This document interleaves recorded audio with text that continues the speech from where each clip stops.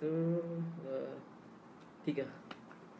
Assalamualaikum warahmatullahi wabarakatuh. Selamat malam pada semua penonton yang sedang menyaksikan kita secara live di Facebook page Prihatin Politik ataupun Pripol. Hari ini topik kita membincangkan tentang Himpunan RUU 355. Baik, sebelum kita pergi jauh, saya kenalkan dulu panel kita pada malam ini. Yang pertama di sebelah saya, Ustaz Ahmad Hakimi Osman, Pengarah Jabatan Penerangan Dewan Pemuda Selangor. Betul tak? Okey. Dan panel yang kedua, Ustaz Wan Hussein daripada Penyelaras Anwar Ibrahim Research Institute, AIRI. Sihat Ustaz? Wah. Okay. Tak sihat. Okey. Baik, kita terus pada topik kita. Soalan saya direct kepada panel. Panel yang pertama, Ustaz Ahmad Hakimi. Soalan dia senang. Berbalik pada topik. Kenapa perlu turun Himpunan 355? Boleh Ustaz jelaskan, komen sikit untuk anak muda senang faham kenapa kena turun?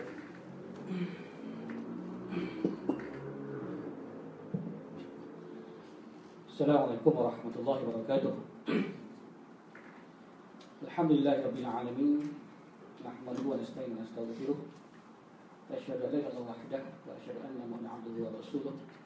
Allahumma shalli ala sayyidina Muhammad wa ala sayyidina Muhammad. Qala Allah Ta'ala fi kitabil aziz, ba'da a'udzu billahi minasy syaithanir rajim. Bismillahirrahmanirrahim. Syara'a lakum minad dini ma wassa bihi Nuhan wallazi awhayna ilayka wa ma wassayna bihi Ibrahim wa Musa wa Isa an aqimud din wa la tatafarraqu fihi. Kabura al-musyrikina ma tad'uhum ilaih. Allah yahdi ilaih man yasha' wa yahdi ilaih man yunib. Shadaqallahul azim. Surah Asy-Syura ayat 13. Yang dimuliakan pengurusi Ashraf Nazri, panel Ustaz Wan daripada Anwar Ibrahim Institute YMK, bawah YMK lah keadilan, bukan NGO, dan juga Expo Keadilan YMK lah. Ustaz dan sahabat-sahabat yang menyedia live secara langsung daripada studio ni lah, dan yang melihat daripada online. Jadi soalan tadi berkenaan dengan kenapa perlu hadir kepada Himpunan RUU 355. Kita yang mengungkap la ilaha illallah Muhammad Rasulullah sebagai seorang yang beriman, kita tidak memisahkan agama ini satu persatu, juzuk per juzuk. Bila mana kita beriman kepada Allah, Allah telah terang-terang panggil kepada kita, ya ayyuhallazina amanu udkhulu fi silmi kaffah wa la tattabi'u khutuwati syaitan. Wahai orang-orang beriman, masuklah kamu seluruhnya ke dalam agama, dalam kedamaian, dalam Islam ini sekali menyeluruh. Jangan kamu masuk ataupun ikut jejak langkah syaitan, iblis. Kemudian bila kita bersolat kepada Allah Subhanahu wa taala, kita tidak akan melupakan rukun qauli yang wajib kita baca, tak kira mazhab mana pun, pasti akan membaca Al-Fatihah. Dan Al-Fatihah ini selain 3 dan 4 ayat pertama berkenaan dengan pengiktirafan kepada Allah sebagai Tuhan, sama ada uluhiyah, rububiyah, sama ada asma wa sifat, sama ada bersikap filsafat dalam bentuk hukum sifat 20 Tuhan sekalian alam. Dan kita mengakui Allah akan mengukur segala apa yang kita berada di dunia ini. Bila kita ungkapkan Maliki Yaumiddin, selepas itu kita akan buat pengakuan, Iyyaka na'budu wa iyyaka nasta'in ihdinas siratal mustaqim. Kepadanya lah kami mohon, Iyyaka na'budu, kepadanya semata-mata Engkau ya Allah kami berhambakan diri, dan semata-mata lah kami minta pertolongan. Maka bila kita pergi nak berhimpun, ini adalah satu pengabdian, ubudiyah, jawapan kepada panggilan iman. Dalam keadaan hari ini, hukum undang-undang Islam ini terbatas selepas zaman penjajahan. Kita nak keluar daripada penjajahan ini, nak buat seluruhnya tak boleh buat. Maka ada step by step, inilah step yang kita mampu buat. Dan memang nak buat dengan sekali menyuruh tak boleh, tetapi dengan usaha yang kita buat, kita yakin bahawa dengan keimanan yang Allah sebut, janji kepada mereka yang buat kerana iman, Allah akan kurniakan kemenangan daripada apa dua jalan yang makhluk tak nampak. Dia nak nampak ni apa ni, seminit ke 10 minit. Tak banyak lagi sesi kita. Lepas tu cepat-cepat. Sekali ringkas sebab 10 minit rehat lah. Allah Allah. Okey, maksud Ustaz, himpunan ni satu bentuk pengabdian, adakah ibadah? Itu macam tu. Pengabdian kepada Allah kerana syara'a lakum minad dini ma wasal Nuhan. Lepas kata an aqimuddin wa la tatafarraqu fi. Menegakkan agama Allah, dan menegakkan agama bukan sekadar tauhid, bukan sekadar ibadat yang kita faham rukun Islam, tetapi bila kita sebut iyyaka na'budu, hanya kepada Engkau Allah semata-mata kami persembahkan, perhambakan diri. Maka daripada bangun tidur sampai kita nak tidur balik, itu pengabdian kepada Allah.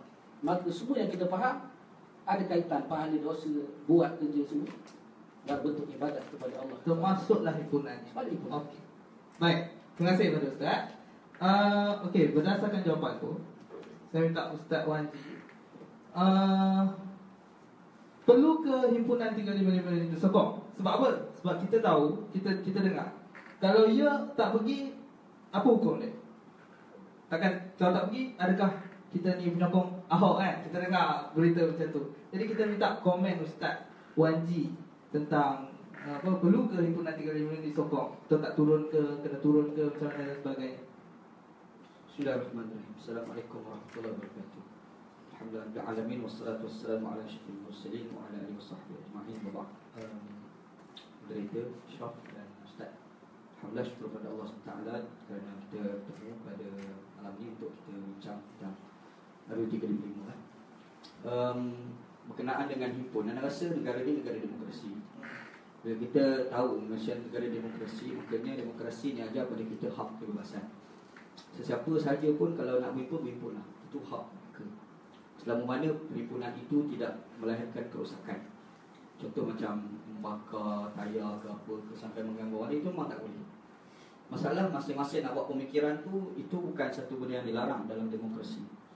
Bahkan kalau kita tengok dekat negara barat sekalipun, orang yang memperjuangkan Islam, walaupun negara mereka tidak Islam, mereka tak ada masalah. Apabila ada orang Islam yang nak bawa agenda Islam mereka, tak jadi masalah. Cuma bila timbul berkenaan dengan ibadat, apabila kita hadir, saya rasa perlu diklasifikasikan dulu. Sebab kita jangan tengok sesuatu benda tu semata-mata baik, tapi kita kena tengok apa asas mengatakan sesuatu itu adalah baik.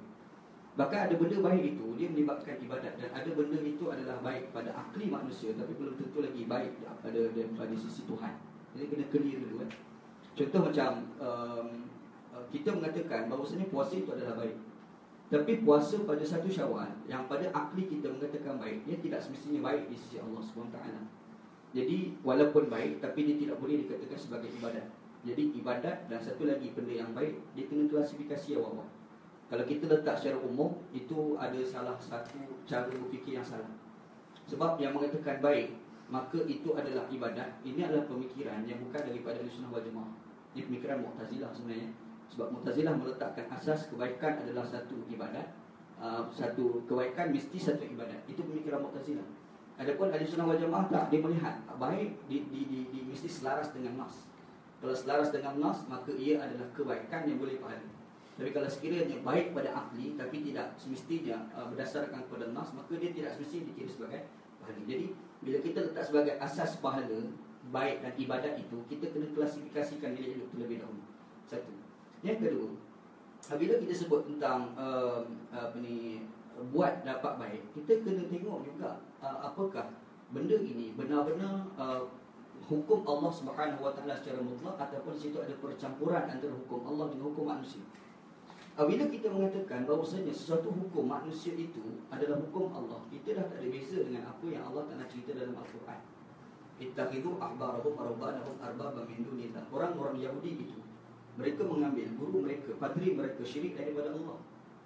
Menyebabkan ada seorang sahabat yang ketika itu dia masih lagi Kristian, dia telah berjumpa dengan Nabi SAW. Dia bertanya kepada Nabi, Macam mana Quran kamu mengatakan kamu kami menghalalkan kami mengambil guru kami padri syirik daripada Allah. Lalu Nabi Muhammad SAW menyatakan istahalu ma haramallahu haramu ma ahallallah fattabi'uhu fatilka ibadatum iyahu.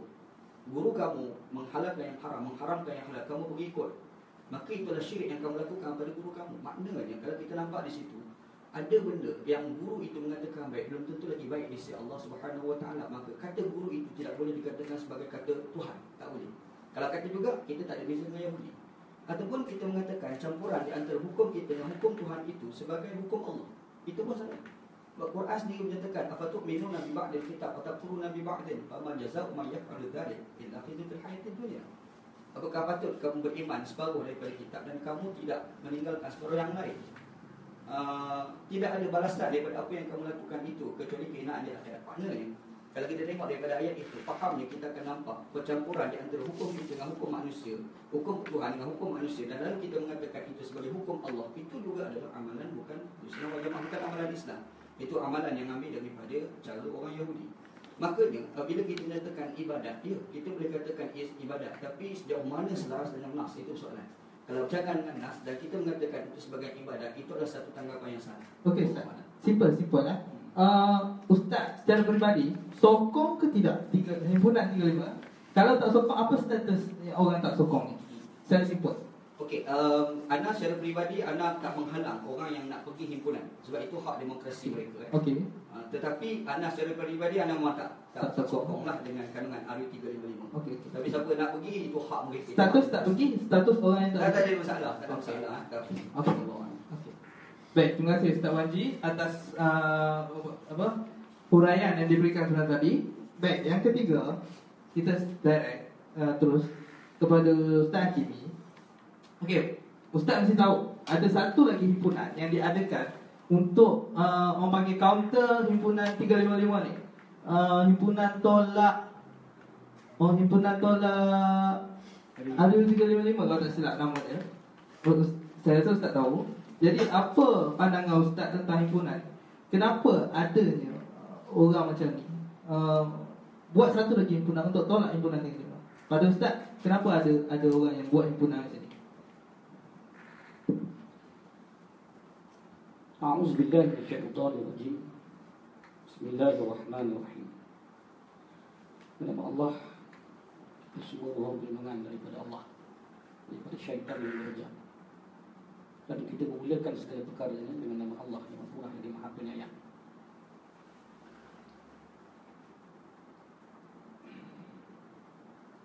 Anda mulakan tadi dengan ayat dari surah Asy-Syura. Ayat sama nak kita ulang sekali. Syara'a lakum minad dini ma wassa bihi Nuhan wallazi awhayna ilaika wa ma wassayna bihi Ibrahim wa Musa wa Isa an aqimud din wa la tatafarraqu fi kabura 'alal musyrikina ma tad'uuhum ilayhi Allah yahdi ilaihi man yasha wa yahdi ilaihi man yunib. Shadaqallahu al-azim. Mafhum, telah disyariatkan, disusun kepada kamu orang beriman ini syariat yang sama yang diwahyukan, diwasiatkan, ditunjukkan kepada 5 orang nabi. Masuk kita faham, inilah Nabi Ulul Azmi, Nabi Nuh, Nabi Musa, Nabi Ibrahim, Nabi Isa dan terakhir Nabi Muhammad SAW. Sama, an-aqimuddin wa la tatafarraqu fi. Tegakkan agama dan tidak berpecah dalam menegakkan agama. Dan seruan yang kamu bawa ni, kabura 'alal musyrikin ma tad'uhum ilaihi. Sungguh besar berat bagi orang yang musyrik menyekutukan Allah.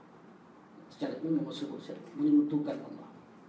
Dan mereka yang menyekutukan Allah akan merasakan beban yang berat untuk menerima seruan bagi mereka yang menegakkan agama Allah Subhanahu Wa Taala. Nah, tadi dia fahamkan satu soalan kepada anak, satu soalan kepada ni. Tapi soalan lain. Maksudnya dua soalan. Maknanya daripada anak patut respon tu wajib wajib lah. Macam mana? Macam mana? Daripada jawapan anak baru wajib respon. Tidak, soalan lain. Tadi macam tu ni. Jadi nampak tak ada sikit lah. Kalau tak ada sikit nak rasa macam lain sikit lah. Sebab tadi betul lah Ustaz Wajib sebut ibadat diukur dengan nas. Dan kita berukur dengan nas. Aqimuddin wa la tatafarraqu fi. Tegakkan agama Allah. Hari ini cuba cek apa undang-undang yang Islam yang tak dapat ditegakkan. Nah, kemudian kita pula mewarisi penjajahan.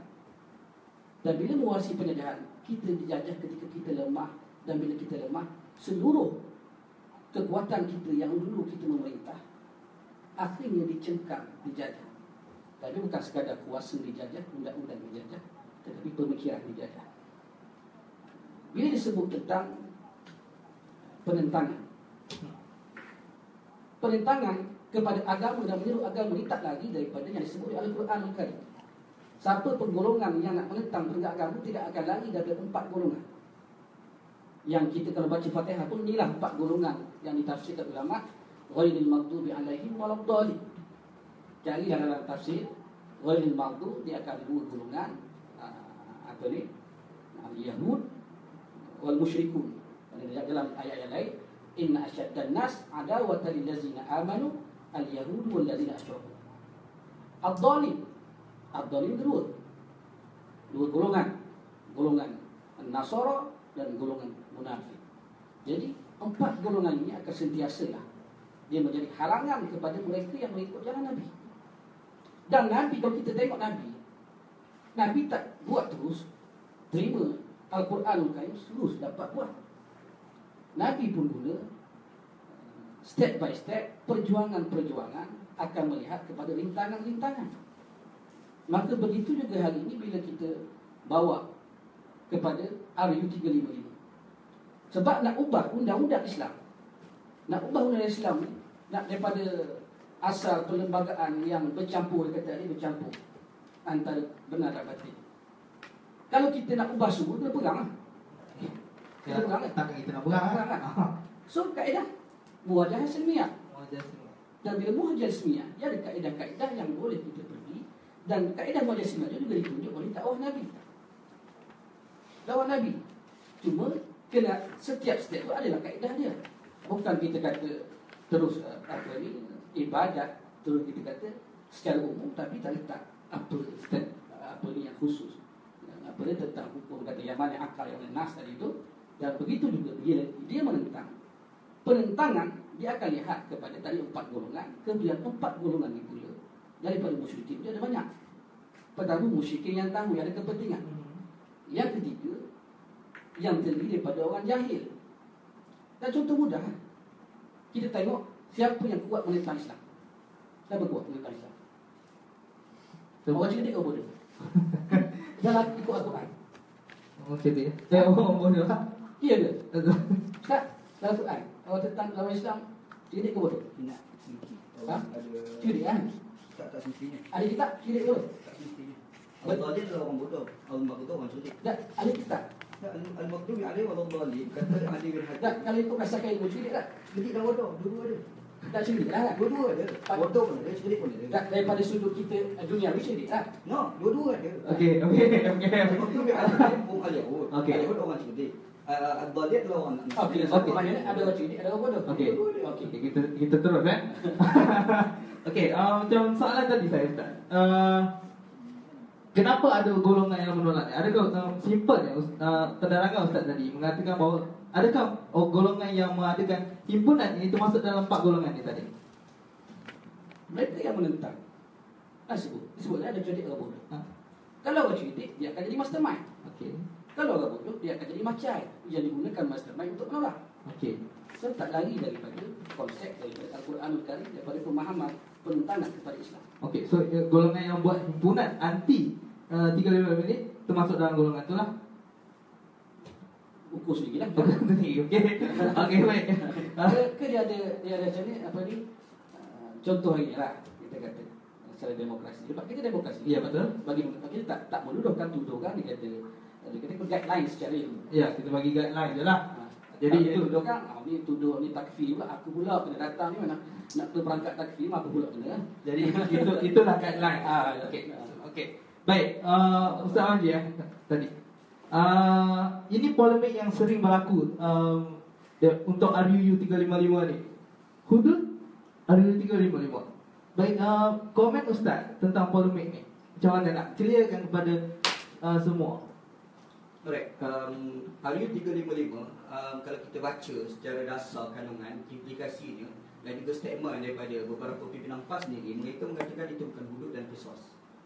Macam kalau kita tengok yang ditulis dalam harakah pun ada keluar bila buat penerangan berkenaan RUU 355. Antara yang disebut adalah dia tidak hukum hudud, dia bukan qisas. Kalau kita, kenapa kalau kita tengok pada dasar pun memang ya, kita mengakui benda itu sebab dalam kandungan itu dia menyatakan bahawasanya kesalahan itu adalah kesalahan yang melibatkan mahkamah syariah dia. Dan yang kedua, kecuali hukuman mati.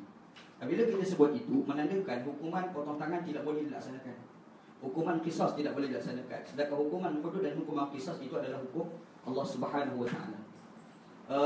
Makanya sebab itu kadang-kadang kita tengok persoalan apabila ada orang mengatakan RUU 355 itu, PAS sendiri mengatakan bahawasanya RUU 355 itu bukan hudud dan bukan qisas.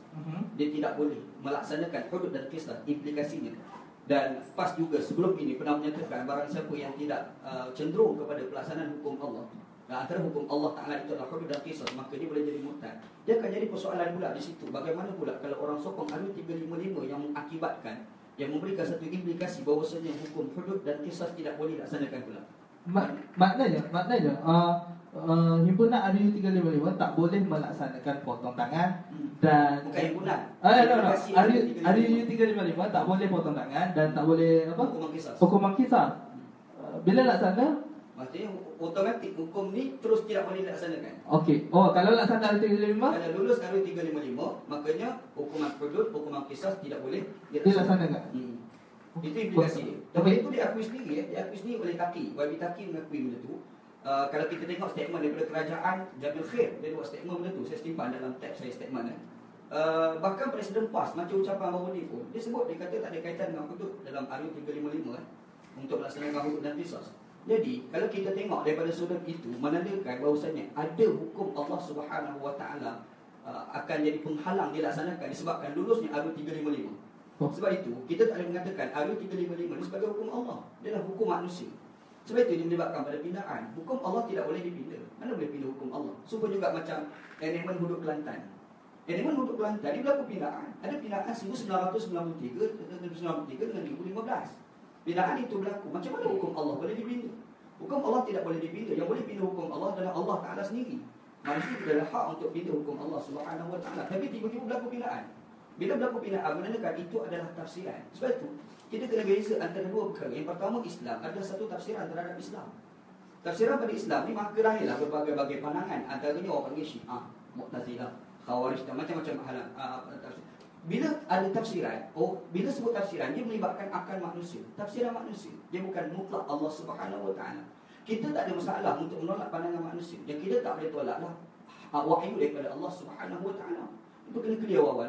Makanya kalau orang menolak tafsiran Islam yang didatangkan dari sebilangan pihak, kita tak boleh nak tuduh orang itu sebagai musuh Islam. Tak boleh, sebab dia menolak tafsiran.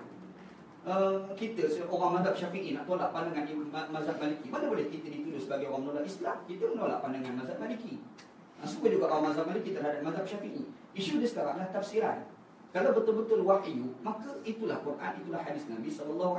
Yang sekarang ni RUU 355, enactment hudud. Yang enactment tu berlaku pindaan. Yang dikata RUU 355 pun dah 3 kali dah tukar-tukar. Yang daripada awal dia lain, yang kedua dia lain, yang kali ni pun dah lain. Jadi jangan mudah menuduh orang yang tak setuju dengan RUU 355 itu sebagai musuh Islam. Sebab itu adalah akli manusia, itu kan wahyu daripada Allah Subhanahu Wa Taala. Jangan hulu dalam bab ni. Sebab bimbangnya, kalau zaman dulu Nabi Muhammad SAW kata, innahu yakhruju min didi hadha qaumun yatluna kitab Allah ratban la yujawiru hanajirahum yakhrujuna min ad-din kama yakhruju as-sama min ar-ramiyah, rawahu Bukhari wa Muslim. Nabi Muhammad SAW dia kata akan keluar satu zaman nanti satu kebisingan yang berlaku di kalangan umat ini, iaitu mereka baca Quran dengan baik, tapi masa Quran yang dibaca mereka tidak lebih sekadar di halqum mereka sahaja. Dan masa mereka baca Quran, mereka terkeluar daripada agama seperti mana keluarnya anak panah daripada pusar panah, yang ditafsirkan oleh ulama-ulama hadis sebagai Khawarij. Apa itu Khawarij? Khawarij adalah satu kalangan yang tak setuju dengan pandangan mereka, maka mengatakan sebagai terkeluar daripada Islam. Mereka baca Quran, ini hukmu illa lillah, ada Quran. Wa man lam yahkum bima anzalallah fa ulaika humul kafirun, ayat Quran. Yang lawan Ali bin Abi Thalib, sehingga Ali buat satu statement, kalimatuhu al-haq wa arada biha batilun. Perkataan itu betul, itu ayat Quran. Tapi tujuan itu, kandungan itu tidak betul. Kandungan itu adalah kebatilan. Sebab itu kita tengok Khawarij apa sikap mereka, berbeza pandangan musuh Islam, berbeza pandangan Islam, berbeza pandangan kufur. Ini bercanggah dengan apa yang diajar dalam aliran Ahlussunnah wal Jamaah. Allahu a'lam. Baik, untuk sebelum kita pergi ke segmen yang terakhir, round yang terakhir, suka saya ingin mengingatkan kepada anak muda yang sedang menyaksikan kita secara live, yang berumur 21 tahun ke atas, sila daftarkan diri anda sebagai pengundi dengan cara mudah je.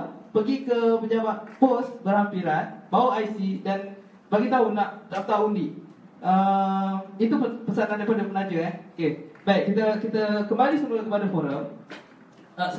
Round yang terakhir, saya minta setiap panel untuk rangkumkan kenapa perlu turun himpunan 355 ataupun kenapa tak perlu turun himpunan 355 dengan hujah masing-masing. Clear kepada semua penonton kita pada hari inilah. Boleh? Boleh Ustaz? Saya sila Ustaz mana dulu? Okey, Ustaz Majid dulu. Sila. Anda tak ada masalah dengan kawan-kawan kita daripada PAS untuk nak turun himpunan RU355. Itu hak demokrasi yang kita sebagai rakyat Malaysia yang berada dalam negara demokrasi, kita kena akui benda itu. Itu hak mereka. Cumanya anda tak setuju apabila ada orang menyatakan bahawasanya tidak keluar itu boleh mendatangkan dosa, ataupun turun itu boleh melahirkan permusuhan. Turun itu ada satu agenda yang tersirat, iaitu sampai satu tahap melahirkan hubungan tak baik antara orang Muslim dan orang bukan Islam, antara orang Melayu dengan orang Cina dan orang India. Itu tak bagus. Sebab kalau kita faham Islam, kadang-kadang apa yang termaktub dalam nas sekalipun, kalau memberi implikasi tak baik, maka ia tak boleh. Benda Al-Imam Asy-Syatibi dia pernah sebut an-nadhru ila ma'alat dan mu'tabar masyru'un. Apa-apa tindakan kena tengok implikasi. Dan benda itu diakui dalam syariat, dan benda itu adalah disyariatkan dalam agama. Benda itu disebut Al-Imam Asy-Syatibi. Allah Ta'ala jual anggur adalah halal, tapi kalau jual anggur kepada pembuat arak, dia jadi haram walaupun asalnya adalah halal. Itu perkara yang termaktub dalam nas. Cuba bayangkan kalau dia tidak ada dalam nas, bahkan pandangan manusia semata-mata, bahkan dia mengakui bahawa itu bukan hukum Allah SWT. Okey, nak buat, tafadhal, tak ada masalah apa, itu hak demokrasi. Tapi kalau sekiranya kita melakukan tindakan itu boleh melahirkan implikasi tak baik, hubungan antara Muslim dan bukan Islam, Melayu, Cina, India ada masalah. Lepas tu kita mudah nak menuduh orang berbeza dengan kita sebagai anti-Islam. Kita nak tuduh orang yang berbeza dengan kita ni sebagai terkeluar daripada Islam, musuh Islam. Inilah budaya yang tak sihat. Dia akan melahirkan permusuhan dan tidak sewajarnya berlaku. Okey, turun, tak ada masalah. Turun tak ada masalah. Tak ada masalah. Itu hak demokrasi. Tapi Ustaz tak Tapi turun. dalam sesama, Ustaz tak turun. anda tak turun. Okey. Sebab anda peribadi anda tak sokong ada 355. Okey. Sebab ada implikasi perundangan yang mungkin tak sempat kita bincang. Tapi turunlah. anda turun tu hak mereka. Okey. Itu hak mereka. Wallahualam. Baik. Bismillahirrahmanirrahim. Subhanaka la ilma lana illa ma 'allamtana innaka antal alimul hakim. Summa amma ba'd.